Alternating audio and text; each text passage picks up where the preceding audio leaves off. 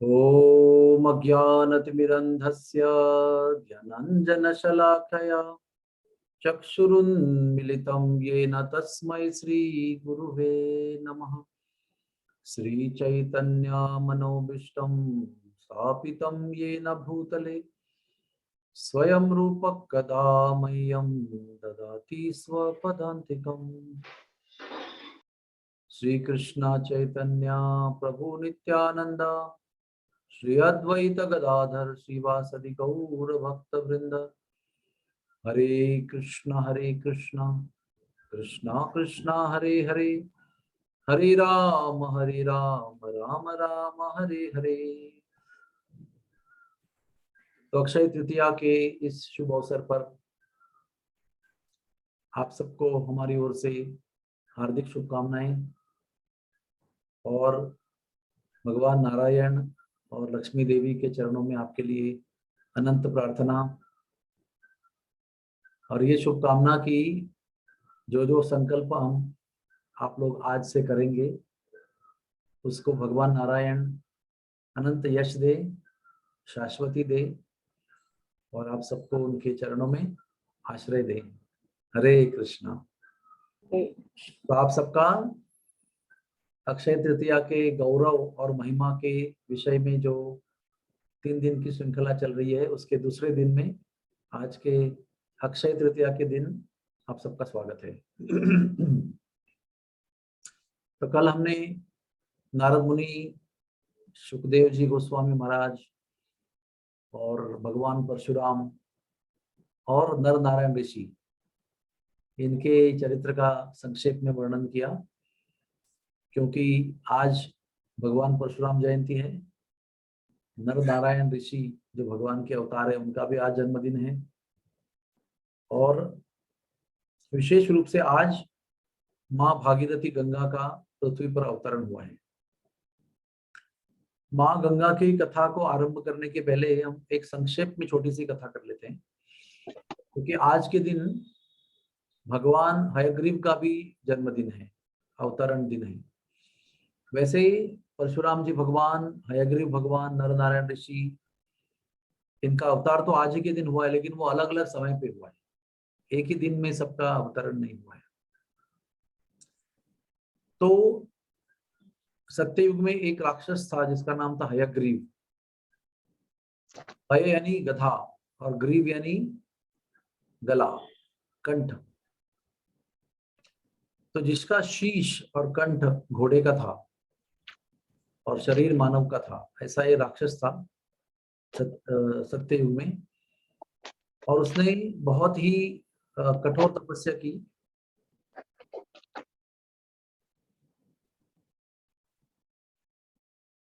और भगवान ब्रह्मा को उन्होंने प्रसन्न कर लिया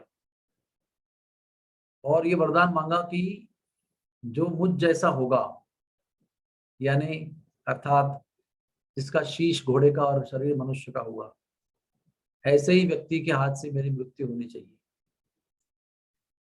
क्योंकि वो राक्षस होने पर भी बड़ा ज्ञानी था।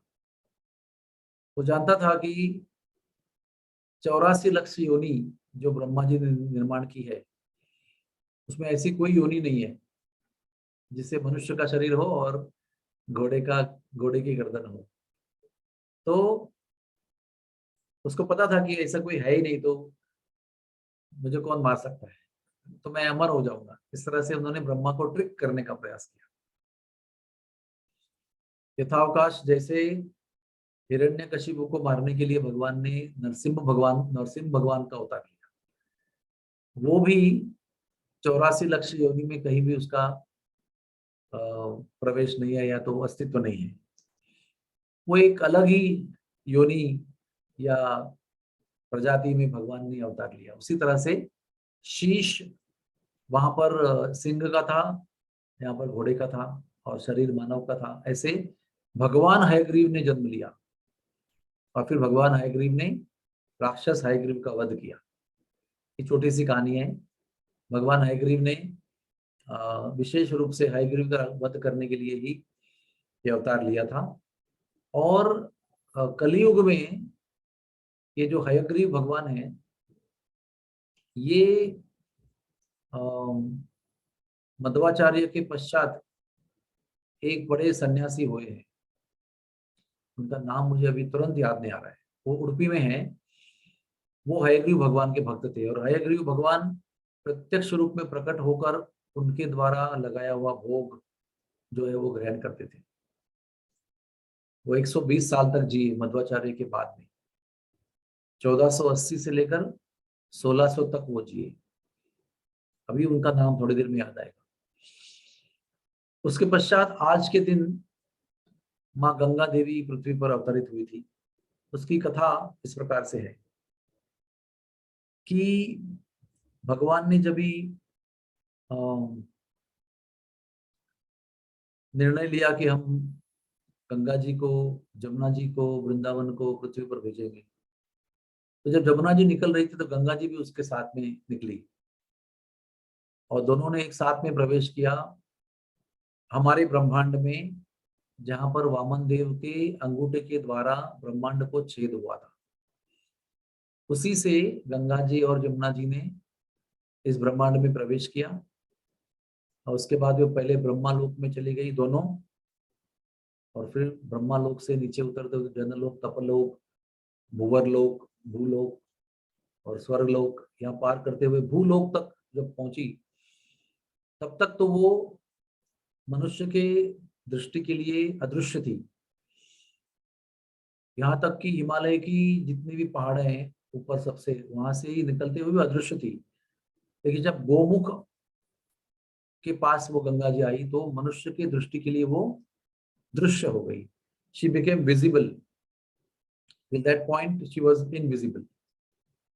तो वहां से वो जब प्रवेश किया गोमुख, तो गोमुख में आज भी जाएंगे आप तो गंगोत्री के आगे करीब करीब 19 किलोमीटर वॉकिंग है, रास्ता भी नहीं है, मतलब रास्ता है लेकिन वाहनों के लिए नहीं है, no road for vehicles, only you can walk. और सब जगह बर्फ ही बर्फ है और वहां पर कोई निवास का प्रयोजन नहीं है, कोई व्यवस्था नहीं है। देयर इज नो होटल्स और आश्रम्स टू स्टे ओवर, केवल गुफाएं हैं और गुफाओं में साधु लोग भजन करते रहते 12 महीने, चाहे गंगोत्री ओपन हो या बंद हो। तो ऐसे गोमुख में हमारे गुरुदेव एक बार कुछ भक्तों को लेकर गए थे, तो वो गोमुख से प्रकट होती है, फिर वो गंगोत्री में आती है और गंगोत्री में उनका सुंदर मंदिर है। और आज के दिन का और भी एक महत्व है कि अक्षय तृतीया के दिन गंगा देवी का जो विग्रह है, जो मूर्ति है, वो एक स्थान है यहाँ पर गंगोत्री के रास्ते पर, गंगा जी का मायका, गंगा जी मदर्स होम। सो गंगा जी दीपावली के कार्तिक महीने से लेकर अक्षय तृतीया तक अपने मायके रहती है। वो जो मार्कंडेय मुनि का आश्रम है धराली के ऊपर, वो मार्कंडेय मुनि के आश्रम के पास ही गंगा जी का मायका है।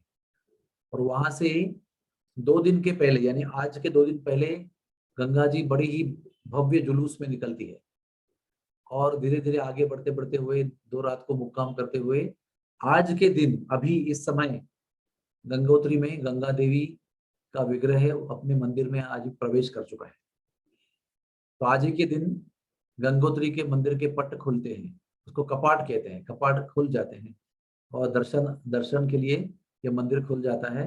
और 6 महीने तक गंगा देवी वहां पर विराजमान रहती है। और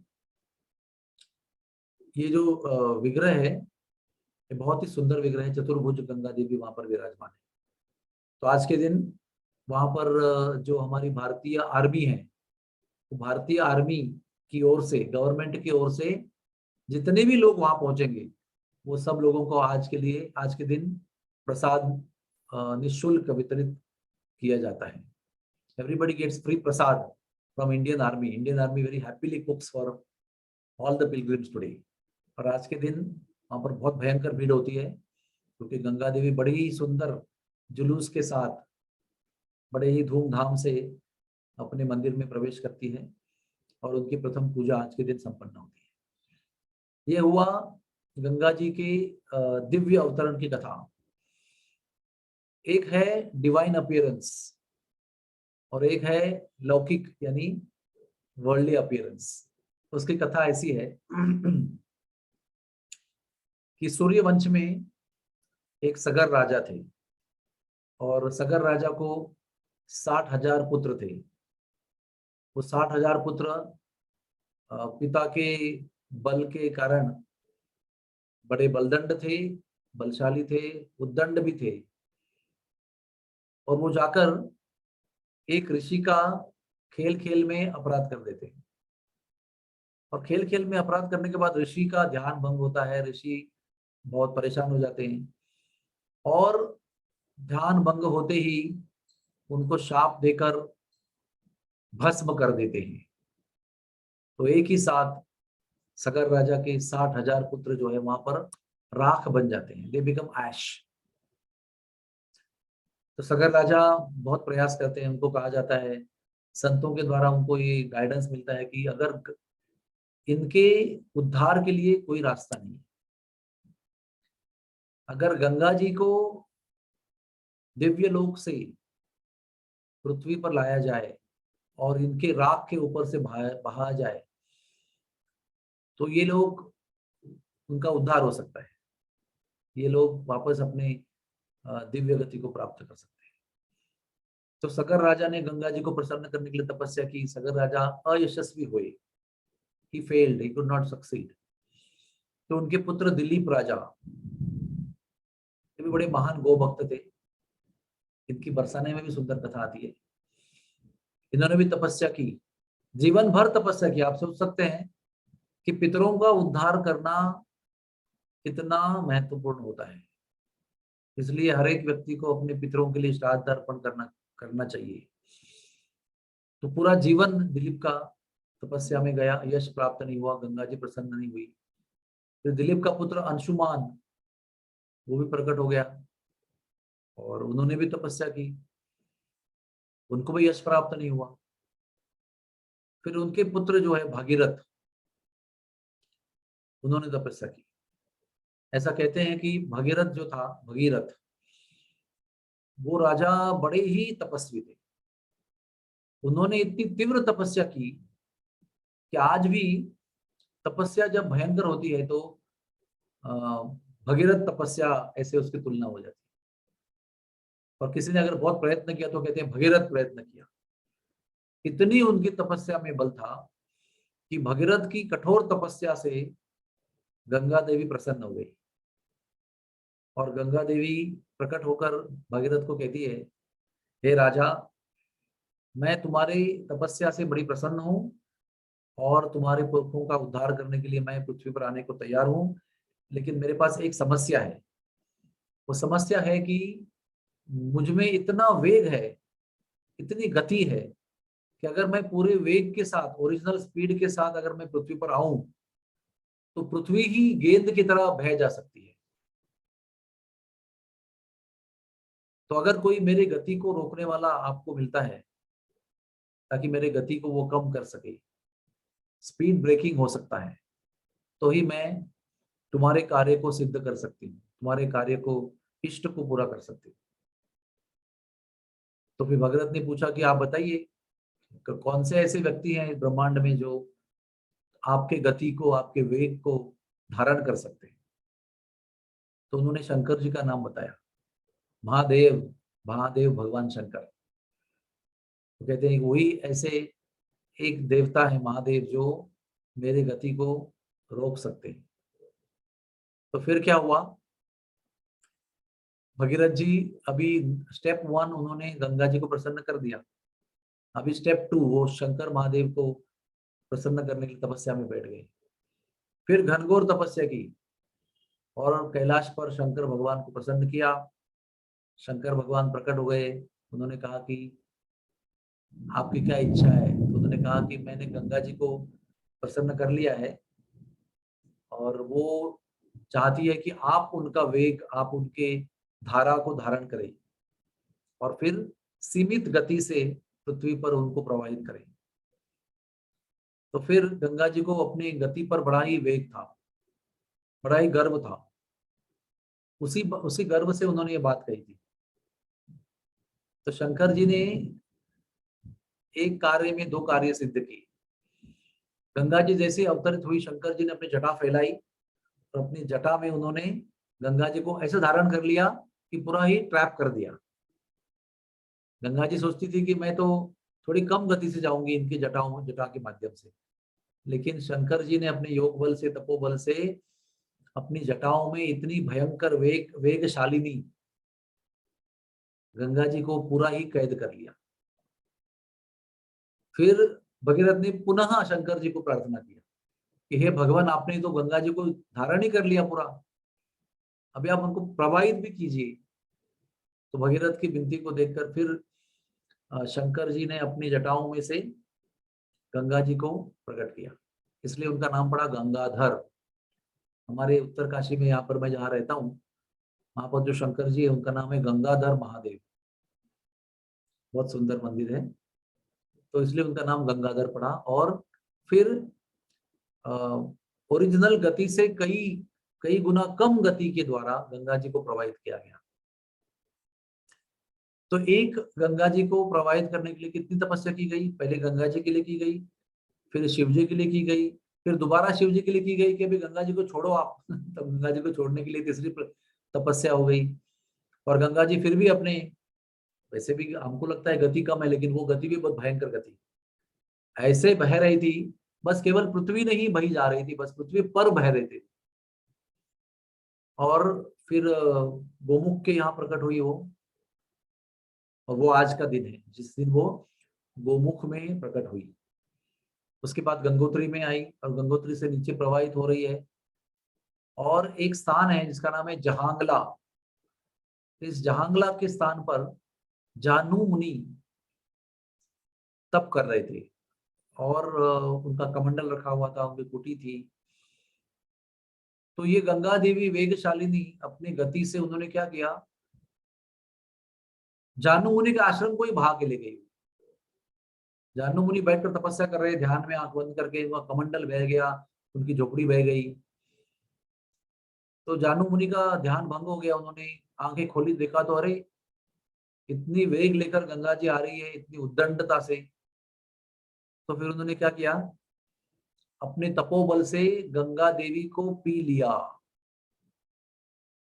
ऐसे और भी एक मुनि है, अगस्ती मुनि, उन्होंने अपने तपोबल से समुद्र को ही पी लिया था पूरा। तो फिर गंगा जी, अभी क्या हुआ कि जब भी गंगा जी उतरी पृथ्वी पर, मैंने तो मार्ग आपको बताया ना पहले, वामन देव के द्वारा किए गए रंध्र में से वो आई, फिर ब्रह्मा लोक करके नीचे उतरते हुए फिर पृथ्वी पर आई, फिर गोमुख में प्रकट हो गई। तो भागीरथ ने कहा कि मैं रथ लेकर आगे चलता हूँ और मेरे पीछे पीछे आप आइए, ताकि मैं बताऊं कि आपको कहाँ जाना है, कहाँ मेरे पुरखों की राख पड़ी हुई है, 60,000 पुरखों की। तो भगीरथ जी आगे आगे जा रहे थे और पीछे से गंगा जी आ रही थी, और क्या देखते हैं कि गंगा जी अचानक गायब हो गई। तो पता चला कि अ, जानु मुनि ने उनको पी लिया पूरा, क्योंकि जानु मुनि का अपराध किया उन्होंने उद्दंडता से। तो फिर भगीरथ तपस्या में बैठ गए, और तपस्या करके फिर उन्होंने जानु मुनि को प्रसन्न कर लिया। तो गंगा जी अवतरित हुई वैशाख महीने के शुक्ल पक्ष की तृतीया के दिन, यानी आज के दिन। और आज के 4 दिन बाद, आज ही के दिन जानु मुनि ने उनको पी लिया। लेकिन ये लॉजिकली लगता है कि गंगा देवी के लिए, जानु मुनि को प्रसन्न करने के लिए भगीरथ ने 4 दिन तपस्या की, और आज के दिन निकली, और जानु मुनि का आश्रम बहा दिया, जानु मुनि ने पी लिया, 4 दिन तपस्या किया, और सप्तमी के दिन जानु मुनि भगीरथ जी के प्रयास और तपस्या और प्रार्थना से प्रसन्न हो गए, और उन्होंने अपने कान के माध्यम से गंगा जी को छोड़ा, मुक्त कर दिया। तो जानु मुनि के उदर भाग में, यानी पेट में गंगा जी थी, और कान के मार्ग से दोबारा प्रवाहित हुई, इसलिए जानु मुनि की बेटी जाह्नवी ऐसा नाम पड़ा उनका। आज भी यहाँ से हम जाएंगे, जहाँ पर मैं यहाँ पर निवास कर रहा हूँ, यहाँ से गंगोत्री के रास्ते में जाएंगे तो जहांगला नाम की बड़ी शिला आती है, बहुत भयंकर विशाल शिला है, जिस पर बैठकर जाह्नू ऋषि तपस्या कर रहे थे। आज भी वो स्थान मिलता है रास्ते में। और फिर उसके आगे जाह्नवी के नाम से ये प्रवाहित हुई है।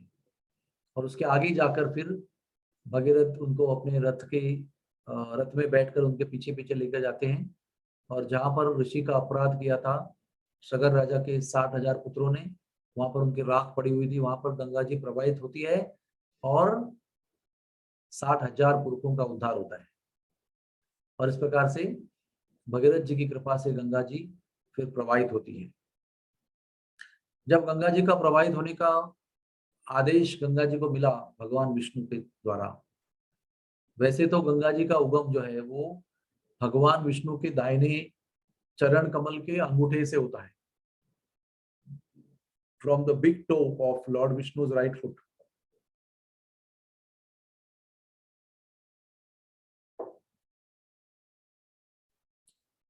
इसलिए गंगा देवी का नाम है विष्णु पदगामिनी, क्योंकि ये विष्णु के चरणों से निकला हुआ अमृत है। हिमालय के अंदर गंगा जी का बहुत ही महत्वपूर्ण अस्तित्व है।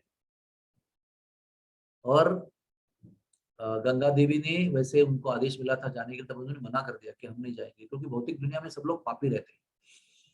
ये सब पापी लोग अपने भौतिक दुनिया के जीवन में पाप करते रहते हैं, और पाप करने के पश्चात हमारे अंदर आके स्नान करेंगे, अपने पाप छोड़ेंगे और हमको दूषित करेंगे, इसलिए हम नहीं जाना चाहते। तो भगवान विष्णु ने उनको आश्वासन दिया कि केवल पापी लोग आपके अंदर आकर स्नान नहीं करेंगे, लेकिन संत लोग भी आपके अंदर स्नान करेंगे। तो जब संत लोग स्नान करेंगे तो जितना भी पाप आपके अंदर प्रवेश कर चुका है वो हरण हो जाएगा और आप पवित्र हो जाएंगे, आपको संतों का संग भी मिलेगा। तो संतों के संग के लालसा से फिर गंगा जी नीचे उतरने के लिए तैयार हो गई है। और भी विष्णु भगवान ने उनको ऐसा वरदान दिया है कि आप जहां जहां बहेगी, अभी आज की तारीख में गंगा जी का जो प्रवाह है गोमुख से लेकर बंगाल के उपसागर तक, वो 2500 किलोमीटर है, करीब करीब, ज्यादा भी हो सकता है। वो कहते जितना जहां जहां आप प्रवाहित रहेगी, उसको दोनों किनारों को तीर्थ क्षेत्र का महिमा प्राप्त होगा, गौरव प्राप्त होगा। तो जहां जहां आप बहेगी, वो पूरा जो 2500 किलोमीटर का क्षेत्र है वो पूरा ही तीर्थ क्षेत्र के रूप में प्रसिद्ध हो जाएगा। उसके बाद गंगा जी नीचे निकली हुई है। और एक सुंदर बात ऐसी है कि गंगा जी, ऐसे कहा गया है कि गंगा जी का जल जो रोज प्राशन करता है, पीता है, वो सब रोगों से मुक्त हो जाता है। गंगा जी के जल में एक दिव्य शक्ति है आरोग्य प्रदान करने की, और साथ साथ आरोग्य प्रदान करने के साथ में हर प्रकार के पाप नाश करने की शक्ति गंगा जी के जल में है। ऐसा गंगा जी के जल की महिमा है। श्री चैतन्य महाप्रभु ने कहा है कि जब चैतन्य महाप्रभु को लोग पैर छूते थे, कई बार उनको पैर छूते थे। एक बार जब भी वो गुंडीचा मंदिर का मार्जन कर रहे थे, तभी एक बंगाली वैष्णव ने उनके चरण छुए, तो उसने उसको डांटा।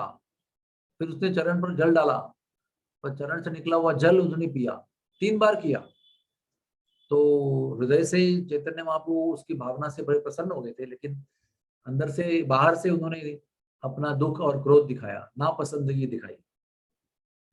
तो उस समय उन्होंने स्वरूप दामोदर जी को बताया कि ये तुम्हारे वैष्णवों को संभालो और अच्छी शिक्षा भी दे दो उनको, संस्कृति, टीच देम एटिकेट्स नाइसली। और उसके बाद में तुरंत जाकर उन्होंने गंगा जी में छलांग लगाई और उन्होंने कहा कि जब लोग हमारे पैर छूते हैं तो उनके पाप हमारे अंदर प्रवेश करते हैं, इसलिए तुरंत गंगा जी में स्नान करना चाहिए जब कोई पैर छूता है। तो गंगा जी हर प्रकार का पाप हरण कर सकती है। और एक विशेष बात सब लोग सुन लीजिए, गौमुख से गंगा जी नीचे उतरती है, फिर हरिद्वार ऋषिकेश करते हुए इलाहाबाद जाती है, वहां से वो मायापुर जाती है। मायापुर जहां पर चैतन्य महाप्रभु का जन्म हुआ है,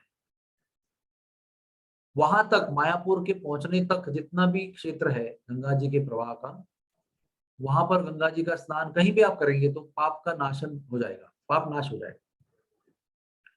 लेकिन जब गंगा देवी मायापुर क्षेत्र में प्रवेश करती है, वो दिव्य नवद्वीप धाम में प्रवेश करती है, तो वहां पर उसमें स्नान करने के बाद पाप के साथ पुण्य भी नष्ट होता है, और पाप और पुण्य दोनों नष्ट होने के बाद में प्रेमा भक्ति की प्राप्ति होती है, जो जीवन की परमोच्च प्राप्ति है, पंचम पुरुषार्थ है। प्रेम कुमार तो महान, ऐसी महिमा है। जमुना जी की भी ऐसी महिमा है। जमुना जी भी जमुनोत्री से, कालिंद पर्वत से, जब तक वृंदावन नहीं बहती है वहां तक लोग स्नान करेंगे तो पुण्य नष्ट हो जाते हैं, पाप नष्ट हो जाते हैं। लेकिन वृंदावन में प्रवेश करते ही स्नान करने से वो पाप और पुण्य को दोनों को नष्ट करके प्रेमा भक्ति को प्रदान करती है। ये विशेष शक्ति जमुना जी को वृंदावन में और गंगा जी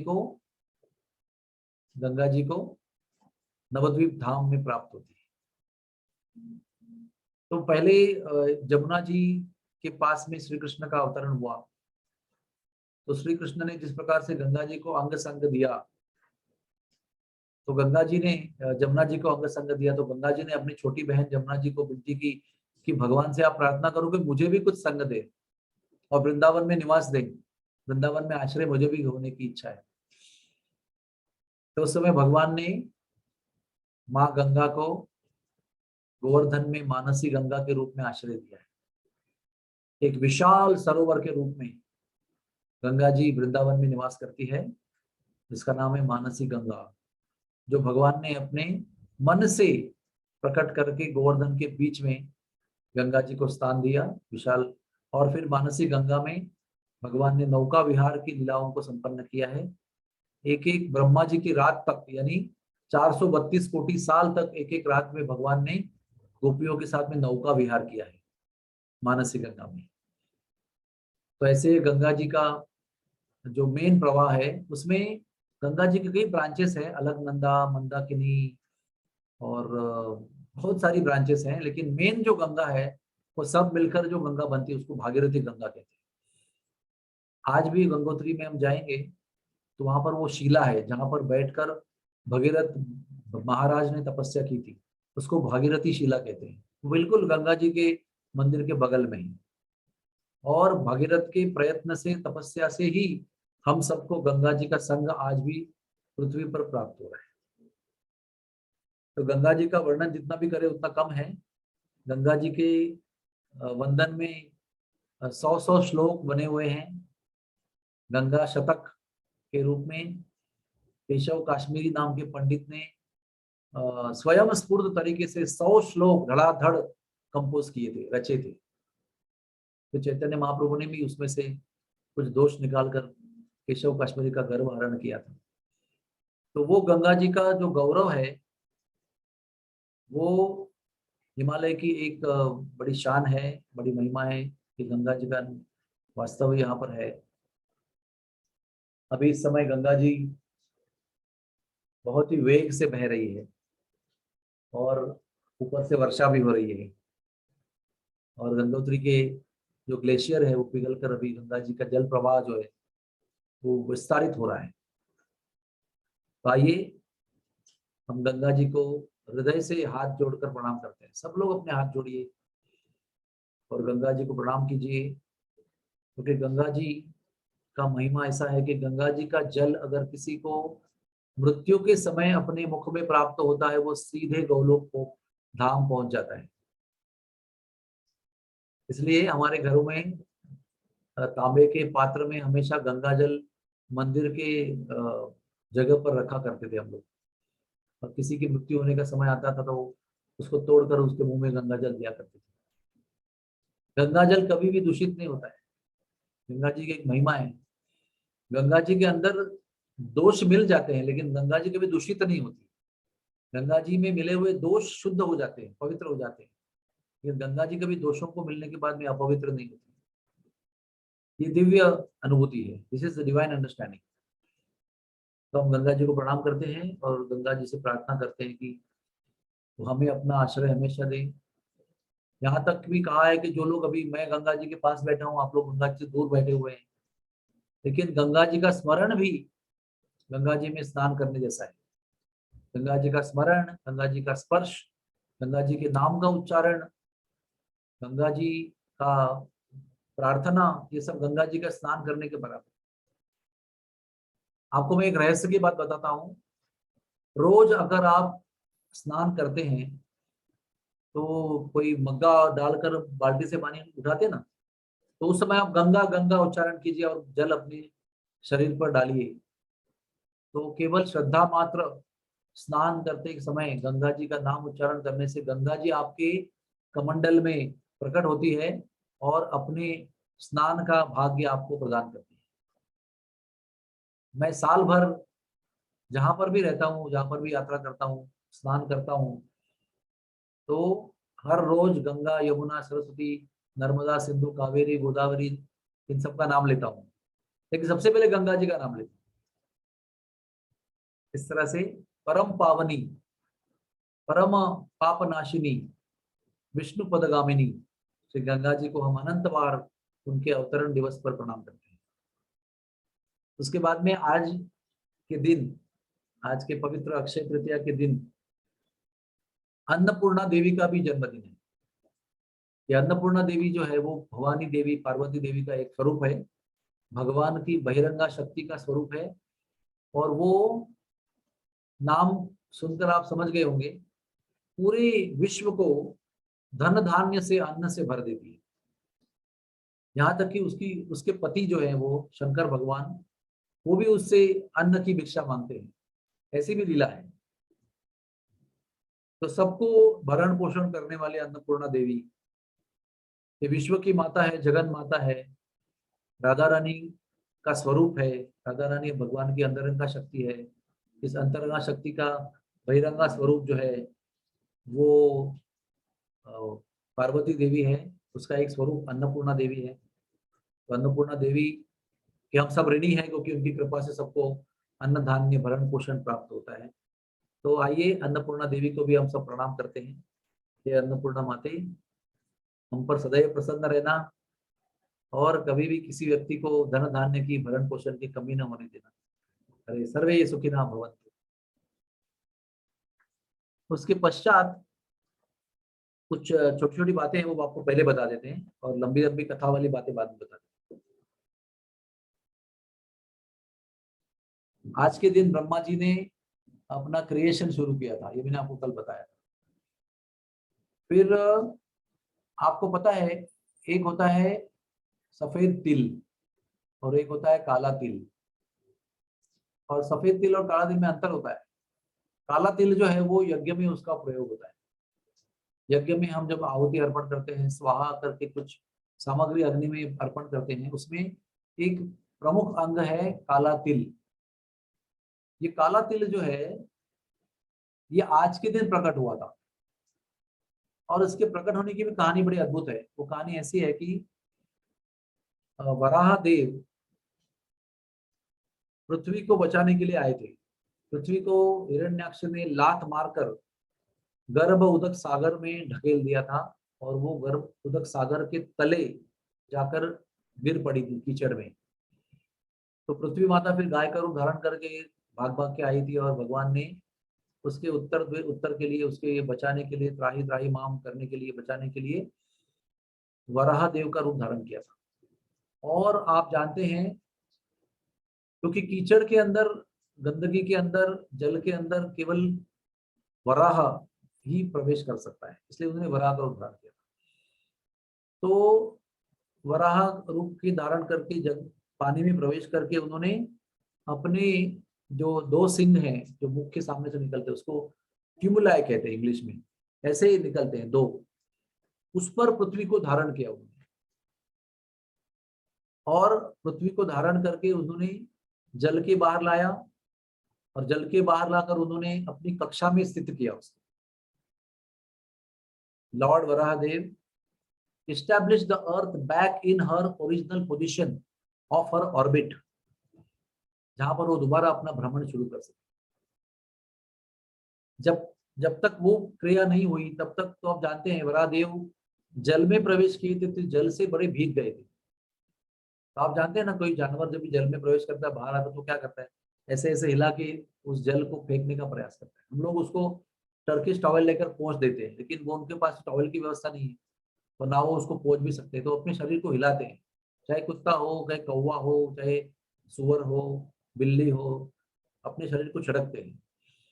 तो जब भगवान वराह देव ने अपने शरीर को जोर जोर से जल से मुक्त होने के लिए हिलाया, तो जो भी जल बिंदु गिरे, और जल बिंदु गिरकर पृथ्वी पे गिरे, तो जहां जहां पृथ्वी पर ये वराह देव के शरीर से निकले हुए जल बिंदु गिरे, वहां से आज के दिन काले तिल का निर्माण हुआ।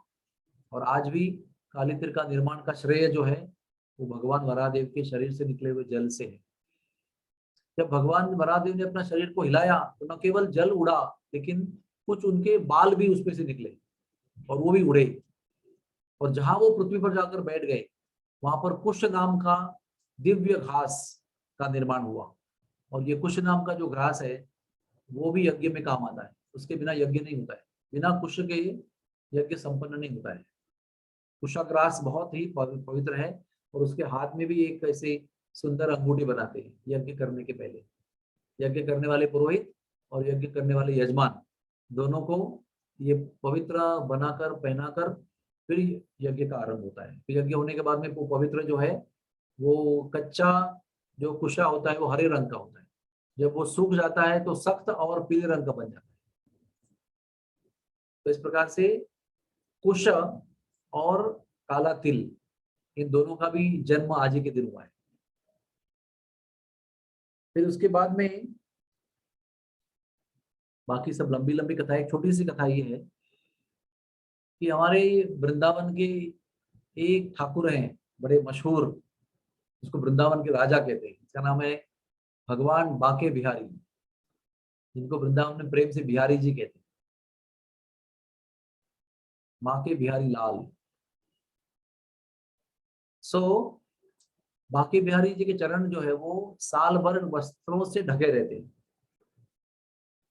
और आज के दिन उनके चरण कमलों का दर्शन होता है।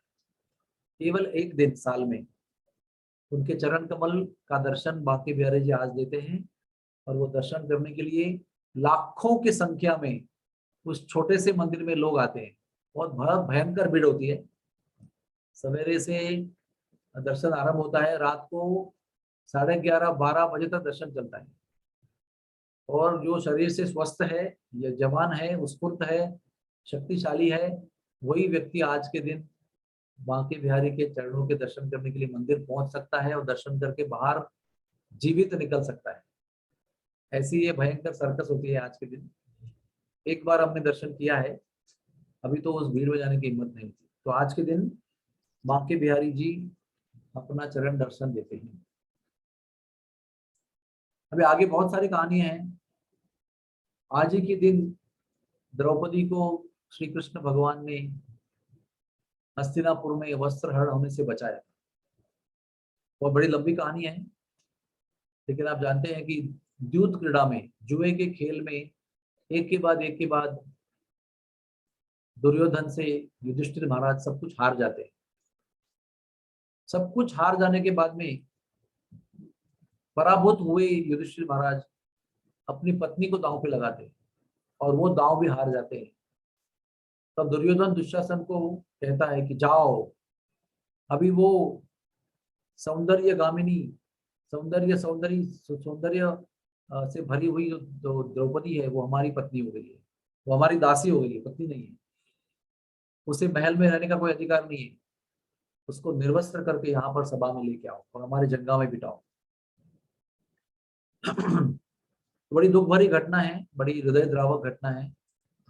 और दुशासन ने 1000 हाथी का बल था उसके हाथों में।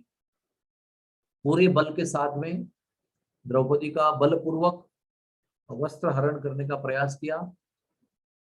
फिर द्रौपदी ने पितामह भीष्म को पुकारा, द्रोणाचार्य को पुकारा, कर्ण को पुकारा, कोई भी मदद नहीं कर सका। अपने 5 पतियों को पुकारा, वो भी सर नीचे झुकाकर लज्जित होकर बैठे थे। सब लोग असहाय थे, और कोई भी द्रौपदी की रक्षा के लिए नहीं आया। फिर द्रौपदी ने दांतों तले अपने वस्त्र को पकड़कर कोशिश की, लेकिन दांत क्या बचाएंगे, 1000 हाथी के बल के सामने दांत क्या बचा सकते। तो उस समय जब द्रौपदी पूरी तरह से असहाय हो गई, तो उसने हाथ उठाकर हे गोविंद हे गोपाल, जब भावना से पूरी तरह समर्पित होकर, पूरी तरह असहाय होकर, हेल्पलेसली जब द्रौपदी ने पुकारा, तो अंबरा अवतार के रूप में श्री कृष्ण वहां प्रकट हुए। अंबरा अवतार का मतलब वस्त्र, तो वस्त्र के रूप में भगवान प्रकट हुए और पीताम अनंत वस्त्र से उन्होंने द्रौपदी को ढक लिया। फिर भी दुशासन उसको खींच रहा था, खींच रहा था, खींच रहा था। उसके अंत में पीताम्बर प्रकट हो गया और पीताम्बर ने द्रौपदी को लिप्त कर लिया। तब जाकर सब चिल्लाए, अरे मूर्ख, देखो पीताम्बर आ रहा है। उस समय दुशासन बेहोश होकर गिर गया, मूर्छित हो गया। और इस तरह से आज के दिन, अक्षय तृतीया के दिन, देखिए एक तरह से बहुत भयंकर घटना है, अशुभ घटना है। तो इतने पवित्र दिन क्यों होनी चाहिए? लेकिन इस घटना में सबसे पवित्र बात क्या है? इस घटना में सबसे पवित्र बात यह है कि जब हम असहाय होकर, सब सहारे छोड़कर जब हम श्री कृष्ण की शरण में जाते हैं, तो श्री कृष्ण हमारी सहायता करते हैं। जिसका कोई सहारा नहीं होता, उसका कृष्ण सहारा होता है। इस दुनिया के सब सहारे जिन पर हम श्रद्धा रखते हैं, वो सब सहारे एक दिन डूब जाते हैं। सहारा लिया था जिस जिसका हमने, अरे सहारा लिया था जिस जिसका हमने, वो सब डूबते रहे भंवर में बिचारे, वो सब डूबते रहे भंवर में बिचारे। इसलिए सहारा एक होना चाहिए, सहारा एक ही होना चाहिए, और एक ही सहारा सबके लिए है, शाश्वत सहारा। वो है श्री कृष्ण, परम भगवान श्री कृष्ण। वही सहारा हमें बचाता है, और बाकी जितने सहारे हम लेते हैं वो सब काल के प्रभाव में, काल के प्रवाह में डूब जाते हैं। तो ये सुंदर शिक्षा देने के लिए आज के दिन, अक्षय तृतीया के दिन, द्रौपदी वस्त्रहरण और द्रौपदी के उद्धार की लीला हुई। उसके बाद में नंबर आता है आज के दिन कृष्ण के मित्र जो है सुदामा, वो द्वारका पहुंचे थे और उन्होंने भगवान को पोहा खिलाया था। ये कथा दशम स्कंद में आती है, द्वारका लीला में।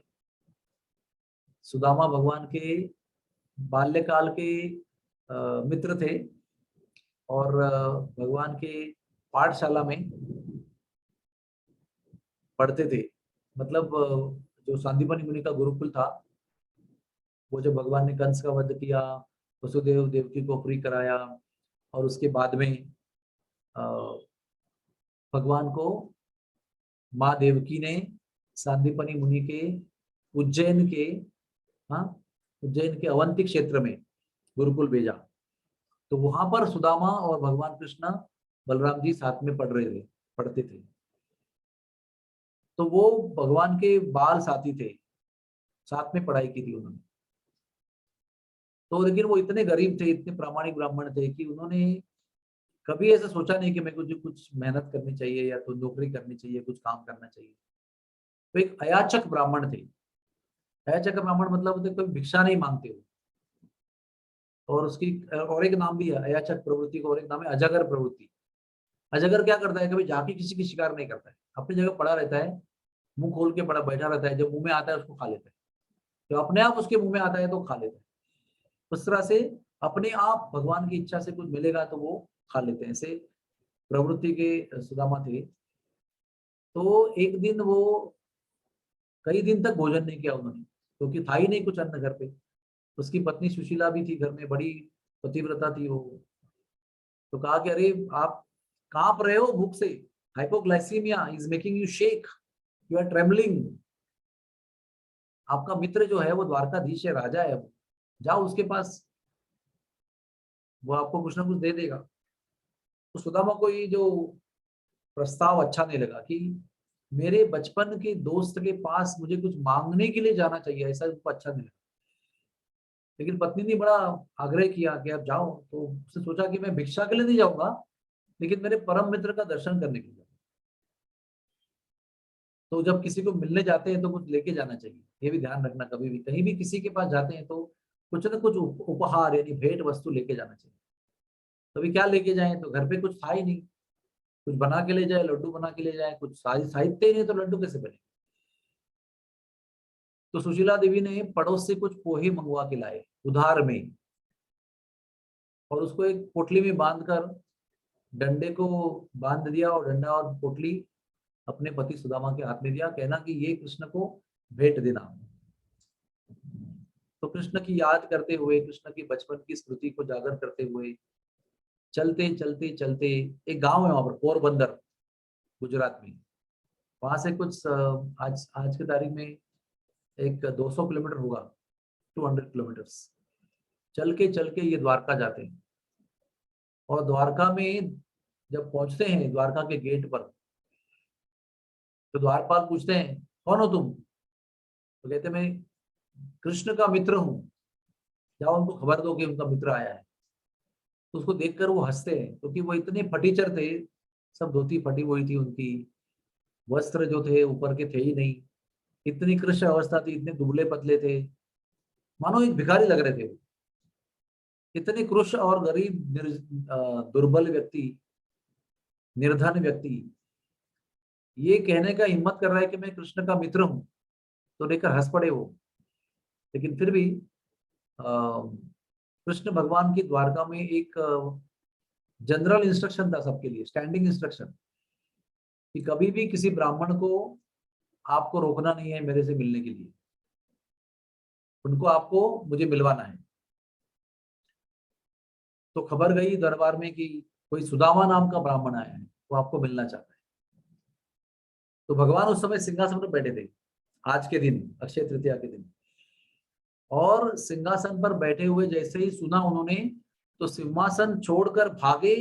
बहुत सीढ़ियां थी, वो धड़ाधड़ उतरे, और मखमल के बिछाए हुए मखमल के रास्ते पर ऐसे भागे, ऐसे भागे, भाग भाग कर पूरी द्वारका के गेट तक पहुंचे। और सभी द्वारपालों के सामने उस फटीचर, नंगे बदन, हाँ, गरीब कृषक, भिखारी जैसे लगने वाले सुदामा को उन्होंने आलिंगन दिया, सबके सामने आलिंगन दिया। सब लोग दंग रह गए कि द्वारकाधीश कृष्ण एक गरीब ब्राह्मण को गले लगा रहे। तब जाकर मन ही मन सभी द्वारपालों ने उनको वंदन किया। फिर बड़े ही प्रेम से, एक तो बहुत देर तक वो उनके आलिंगन में रहे, और दोनों अपने दोनों अश्रुओं से, दोनों आंखों में से इतने अश्रु बहाए, दोनों के कपड़े भिगा दिए। ये तो खुला ही था, नग्न बदन था, भगवान के वस्त्र भीग गए, सुदामा का शरीर भीग गया। बहुत देर तक रोते रहे। ये उनकी भावनाओं का फूट फूट कर रोना, और भावना का अतिरेक देखकर सब द्वारपाल दो अचंभित हो गए। फिर उसको कंधे पर हाथ लेकर बातें करते करते दरबार तक ले गए। और एक दूसरी आश्चर्य की बात, इस गरीब फटीचर ब्राह्मण को भगवान ने अपने सिंहासन पे बिठाया। सब लोग दरबार में जितने मंत्रीगण थे, द्वारका का मंत्रिमंडल था वो, सुधर्मा राजसभा थी ब्रह्मा जी की, ब्रह्मा ने भगवान को भेंट दी थी वो, ब्रह्मा जी की, सॉरी, इंद्र की राजसभा थी वो सुधर्मा, जो प्रस्थापित की गई थी द्वारका में, जिसमें भगवान अपना राज कारभार चलाते थे। दूसरा आश्चर्य, भगवान ने उसको अपने सिंहासन पे बिठाया। तीसरा आश्चर्य, भगवान ने अपने हाथ से सुदामा के पैर धोए और अपने पीतांबर से उसको पोंछे। चौथा आश्चर्य, जो भगवान की पत्नी थी रुक्मिणी देवी, जो भाग्य लक्ष्मियों की भाग्य लक्ष्मी है, ये तो गरीब फटीचर ब्राह्मण था, वो तो धन की संपत्ति है, रुक्मिणी देवी, उसने भी अपने पति को इस गरीब ब्राह्मण की पूजा करने में सहायता की। और उसके बाद में बहुत सारी बातें हुई, बार बार आलिंगन हुआ, कंधे पर हाथ रखना हुआ, प्रेम भरी पुरानी बातें हुई। तो भगवान ने पूछा, अरे तुमने हमारे लिए कुछ लाया नहीं? भाभी ने जरूर कुछ दिया होगा। तो उस समय सुदामा ऐसे दिखाई पड़ता है कि कुछ छुपा रहा है, ऐसे उसके देह बोली से पता चलता है ही इज हाइडिंग समथिंग। भगवान कहते हैं क्या छुपा रहे हो? नहीं नहीं नहीं, वो आपके लायक नहीं है, वो आपके लायक नहीं, मैं दे नहीं सकता आपको। नहीं नहीं नहीं नहीं। तो फिर भगवान जाकर उसके हाथ से छीन लेते हैं। तो जब छीन लेते तो आप पोटली निकलती है और पोटली में पोहा रहता है। तो वो कहते हैं कि 3 दिन में वो पोहा सड़ भी गया होगा, अभी उसको मत ग्रहण करना, वो आपके योग्य नहीं है, आपके योग्य नहीं। तो भगवान वो पोहा खोलते हैं, एक मुट्ठी खा लेते हैं, दूसरी मुट्ठी खा लेते हैं, तीसरी मुट्ठी खाने जाते हैं तो रुक्मिणी रोक लेती है उनको। रुक्मिणी ने सुदामा को पंखा भी किया है। जब भगवान उसकी आरती उतारे तो रुक्मिणी ने उनको पंखा किया है। तो रुक्मिणी कहती है भगवान, ये 2 मुट्ठी पोहा खाकर उसने आपने पूरे ब्रह्मांड के संपत्ति का मालिक बनाया है। कुछ प्रसाद हमारे लिए भी छोड़ो, ताकि हमारा भी उद्धार हो जाए। ऐसा महान प्रसाद आप खा रहे हो। तो इसके पश्चात आप जानते हैं कि जब वो आ, मांगा तो कुछ है ही नहीं उन्होंने, केवल दिया अपना पोहा भगवान को प्रेम से। मराठी में कहते सुदामा से पोहे। हाँ, किसी का प्रेम व्यक्त करने का अगर कोई प्रयोजन है मित्र का, तो मित्र कहेगा कि देखो आज आपके मित्र सुदामा ने कुछ पोहा लाया है, ऐसा कहते हैं। मतलब प्रेम से, जो भी कुछ लाया वो प्रेम से लाया है, इतना कीमती नहीं है, मूल्यवान नहीं है भौतिक दृष्टि से, लेकिन ये बहुत प्रेम के ऐश्वर्य से भरा हुआ है। इसको बताने के लिए लोग कहते हैं कि सुदामा के पोहे लाए हैं आपके लिए हमने। तो लौट के जाते हैं, पूछते तो है नहीं कुछ, भगवान से विदा लेते हैं। और भगवान ने दिए हुए प्रेम को याद करते हुए, भगवान ने किए हुए संभाषण को याद करते हुए, भगवान ने किए हुए सत्कार को याद करते हुए, भगवान ने की हुई पूजा, सम्मान, प्रेम, आलिंगन, इन सब की याद करते हुए, जैसे हवा में उड़ते हुए वो द्वारका से वापस पोरबंदर पहुंचते हैं। तो उनको रास्ते में एक बड़ा महल नजर आता है। तो उनको लगता है कि शायद मैं गलत जगह पे आ गया। तो वो रास्ता बदलने वाला था, तो सब कुछ दासियां भाग भाग के आई, कहते आइए महाराज, आइए महाराज, सुधा महाराज, आइए आइए। तो कहती है कौन हो आप लोग? तो कहते हैं हम महारानी सुशीला के दासियां हैं। तो आगे जाके देखते हैं कि उसकी पत्नी जो है वो बहुत सुंदर भरदरी वस्त्र पहनकर, बहुत सारे अलंकार पहनकर, मुकुट पहनकर रानी के रूप में वो महल के द्वार में खड़ी है। और कही आइए स्वामी, आप गलत रास्ते पर नहीं आए हैं, ये आपकी ही पत्नी हो और ये आपका ही घर है। तो भगवान ने उसकी झोपड़ी को महल में बदल दिया था। वो बड़े दिव्य महल में सारे भंडार भगवान ने भर दिए थे, अलंकारों से और धन धान्य से, दास दासियों से। और सुदामा की कुटिया को उन्होंने महल में रूपांतरित कर दिया। लेकिन सबसे बड़ी बात हमको समझने वाली ये है कि सुदामा को इतना बड़ा धन संपत्ति, अलंकार, धन धान्य, महल प्राप्त होने के पश्चात भी सुदामा उसके बाहर एक कुटी में ही रहे, और वहीं पर उसी भाव से, अयाचक वृत्ति से उन्होंने अपना अंतिम जीवन, बाकी जीवन बिताया। सुदामा भगवान के द्वारा प्राप्त हो गए ऐश्वर्य से लिप्त नहीं हुए और आसक्त नहीं हुए। वो वैसे ही सुदामा रहे जो जैसे निकले हुए थे वहां से, वैसे ही रहे। ये सुदामा और भगवान के प्रेम की अद्भुत कहानी है। तो ये सुदामा और कृष्ण की भेंट जो है वो आज के दिन हुई थी। आइए हम सुदामा के प्रेम को प्रणाम करते हैं, सुदामा कृष्ण के प्रेम भरी कहानी को वंदन करते हैं, जो दशम स्कंद की शोभा बढ़ाती है, उस कहानी को हम वंदन करते हैं। आइए आइए आगे बढ़ते हैं। आज के दिन कुबेर को देवताओं की तिजोरी प्राप्त हुई थी। कुबेर जी रावण के सौतेले भाई हैं और यक्ष हैं। और रावण के पिताजी जो थे विश्रवा, विश्रवा मुनि, उनकी 2 पत्नियां थी। एक पत्नी से रावण, कुंभकर्ण, विभीषण और शूर्पणखा का जन्म हुआ था, और एक पत्नी से कुबेर का जन्म हुआ था। तो ये यक्ष थे और इन्होंने लक्ष्मी का पूजन किया, लक्ष्मी की तपस्या की थी। तो लक्ष्मी की तपस्या करने के बाद में आज लक्ष्मी देवी प्रकट हुई उनके लिए, और उन्होंने उनको आशीर्वाद दिया कि आपको निरंतर समृद्धि और ऐश्वर्य प्राप्त होता रहेगा, कभी भी आपके जीवन में धन की कमी नहीं होगी। और आज से देवताओं का जो कोष है उसके आप अध्यक्ष बन जाओगे। तो आज के दिन देवताओं के कोष का अध्यक्ष बनने का भाग्य कुबेर जी को मिला, लक्ष्मी जी का दर्शन प्राप्त हुआ और वो देवताओं के तिजोरी के मालिक बने। हरे कृष्णा।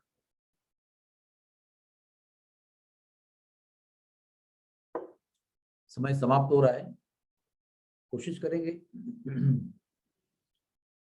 एक छोटी सी कहानी बताएंगे। आज के दिन वनवास में द्रौपदी को सूर्यदेव से अक्षय पात्र प्राप्त हुआ। उसकी कहानी ऐसी है कि जब युधिष्ठिर महाराज को वनवास हुआ तो पांचों भाई और एक पत्नी लेकर वो काम्यवन गए।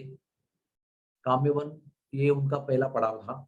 वनवास का पहला पड़ाव उनका वृंदावन में काम्यवन में था। तो काम्यवन में जब पहुंचे तो जितने भी ऋषि मुनि उनको हस्तिनापुर में रोज मिलने आते थे, वो सभी ऋषि मुनि जो है उनको मिलने के लिए काम्यवन गए, क्योंकि उनको, कृपया सब लोग अपना अपना वीडियो ऑन कर लीजिए, मेरे सामने कोई दर्शक है ही नहीं, यहाँ पर सब पर्दे बंद दिखाई पड़ते हैं। नहीं तो मैं कथा यहाँ पर अभी समाप्त करता हूँ और आगे की कथा कल करता हूँ। तो सब ऋषि मुनि काम्यवन में उनको मिलने गए और महाराज ने कहा उनको कि मेरे पास तो यहाँ पर कोई साधन नहीं है आपको भोजन कराने का, आपका आदर आतिथ्य कराने का कोई साधन नहीं है, आप अपना अपना कंदमूल की व्यवस्था खुद कीजिए जैसे हम कर रहे हैं।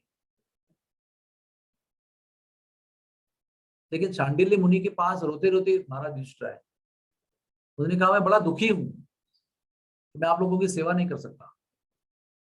तो शांडिल्य मुनि जो है वो नंदगांव के नंद बाबा के आचार्य हैं, नंद बाबा के धाम के साधु हैं, रेसिडेंट साधु हैं। उन्होंने महाराज युधिष्ठिर के हृदय का भाव पहचान लिया कि महाराज युधिष्ठिर धन दौलत को खोने पर दुखी नहीं थे। उनका दुख ये नहीं था कि उनके पास अभी धन नहीं है, उनका दुख ये था कि अभी वो साधुओं की सेवा नहीं कर पाए। थोड़ा सूक्ष्म अंतर है इस भावना में, साधुओं की सेवा न करने का दुख होना और धन न होने का दुख होना, इसमें अंतर है। लेकिन उनके हृदय का प्रामाणिक भाव शांडिल्य मुनि ने देख लिया और उनको बाजू में लेके गए द्रौपदी को और उन्हें कहा कि मैं आपको एक मंत्र देता हूँ, सूर्य देव का मंत्र देता हूँ। इस कुछ कालावधि बताया, उतने कालावधि तक आपको दोनों को मिलकर ये सूर्य मंत्र का जप करना है। उसके पश्चात आपको सूर्यदेव कृपा करेंगे। तो आज के दिन उनका ये जो संकल्प था सूर्यदेव की पूजा करने का और मंत्र उच्चारण करने का, उसको फलश्रुति आज हुई, आज फल प्राप्ति हुई।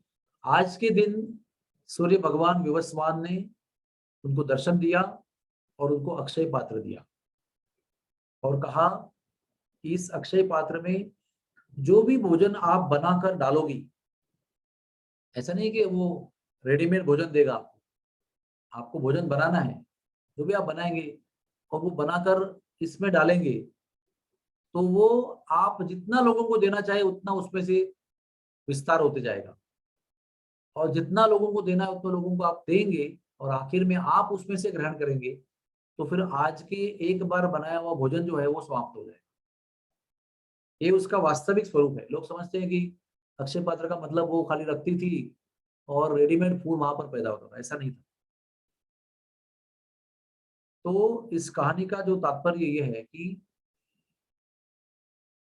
महल में हस्तिनापुर में होते हुए वनवास के पहले जितना साधुओं का जितना भोजन वितरण महाराज युधिष्ठिर करते थे उससे हजारों गुना अधिक भोजन वितरण महाराज युधिष्ठिर ने जंगल में किया है। ये बात विशेष है। जितना धन दौलत होने पर भी वो भोजन वितरण नहीं कर सकते थे, उतना उससे अधिक अधिक कई गुना अधिक हजारों गुना अधिक भोजन वितरण उन्होंने साधुओं को जंगल में किया है जब उनके पास कुछ भी धन नहीं था। इसका अर्थ ये होता है कि वास्तविक धन जो है वो करेंसी नहीं होती है या सोने की मोहरें और अलंकार नहीं होते। वास्तविक धन जो है वो हृदय की भावना होती है। जहां पर हृदय की भावना है वही ऐश्वर्य है, वही संपत्ति है, वही धन दौलत है। तो ये युधिष्ठिर महाराज और द्रौपदी के जीवन में वन में रहते हुए एक तरह से भिक्षुक की तरह थे। वो कोई भी धन नहीं था उनके पास, लेकिन फिर भी उनके अंदर देने की भावना थी दातृत्व की भावना थी, दान की भावना थी, इसलिए भगवान ने उस दान की भावना को पुष्टि करने के लिए उनको सूर्य देव के माध्यम से अक्षय पात्र दिलाया। हमको सीखना यह है कि हम सबके पास कुछ ना कुछ दौलत है, लेकिन हम लोग बड़े कंजूस हैं, हम उसको देना नहीं चाहते। जब दान देने का समय आता है ना, तो हम कम से कम कितना दे सके, कम से कम नोट कितनी रुपए की है वो उसको ढूंढते रहते हैं। और जब हमारे इंद्रिय भोग की बात आती है तो हम हजारों लाखों रुपए खर्च कर देते हैं। बिल्कुल, बेटा बेटी की शादी हो तो लाखों लाखों, 30 लाख रुपए, 50 लाख रुपए, कभी 6-6 करोड़ रुपए भी खर्च कर देते हैं। लेकिन वो शादी में 6 करोड़ खर्च करने वाला व्यक्ति के पास आप दान मांगने जाएंगे किसी बरसाने के अस्पताल के लिए या किसी साधुओं को भोजन करने के लिए, तो फिर वो छोटा सा धन निकाल के दे देगा। तो ऐसे व्यक्ति को ऐश्वर्य संपन्न नहीं कह सकते। ऐश्वर्य संपन्न व्यक्ति वो है जो देने में निपुण है। हम लोग संचय करने में और लेने में निपुण रहते हैं, इसलिए हम एक तरह से गरीब हैं। जिनके पास धन जो है वो सड़ जाता है बिना किसी को दिए हुए या बिना विधायक उपयोग के बिना जब सड़ जाता है, तो वो व्यक्ति गरीब है। और जिसके पास जो भी है वो वितरण के लिए उपयोग किया जाता है, वो व्यक्ति को सही रूप से, वास्तव रूप में ऐश्वर्य संपन्न माना गया है। इसका प्रमाण यह है कि भिक्षुक होने पर भी, राज्यहीन होने पर भी युधिष्ठिर महाराज ने पूरे 14 साल के वनवास में हजारों गुना अधिक साधुओं को भोजन कराया है, जंगल में रहते हुए। आइए उस सूर्य भगवान के द्वारा प्राप्त हुए अक्षय प्राप्त को हम प्रणाम करते हैं, द्रौपदी युधिष्ठिर महाराज को प्रणाम करते हैं। और उससे भी अधिक ये जो दातृत्व की भावना है, दानी भावना जो है, दान करने की जो भावना है, उसको प्रणाम करते हैं। और महाराज युधिष्ठिर द्रौपदी से प्रार्थना करते हैं कि ये देने की जो भावना है, ये देने का स्वभाव जो है वो हमारे अंदर आ जाए। जो भी हमारा है वो भगवान का है और भगवान की सेवा के लिए उसका उपयोग होना चाहिए, इसलिए उसका दान करने की प्रवृत्ति हमारे अंदर प्रवेश करें, ऐसा हम आज के अक्षय तृतीया के दिन प्रार्थना करते हैं। और आज की सभा यही समाप्त करते हैं। और बहुत सारी कथाएं बाकी हैं। कल के तीसरे सत्र में 2:30 बजे हम दोबारा मिलेंगे और बची हुई कहानी बताने का प्रयास करेंगे। हरे कृष्णा, हरे कृष्णा, कृष्ण कृष्ण हरे हरे, हरे राम राम राम हरे हरे। किसी का कोई प्रश्न है तो पूछ सकते हैं।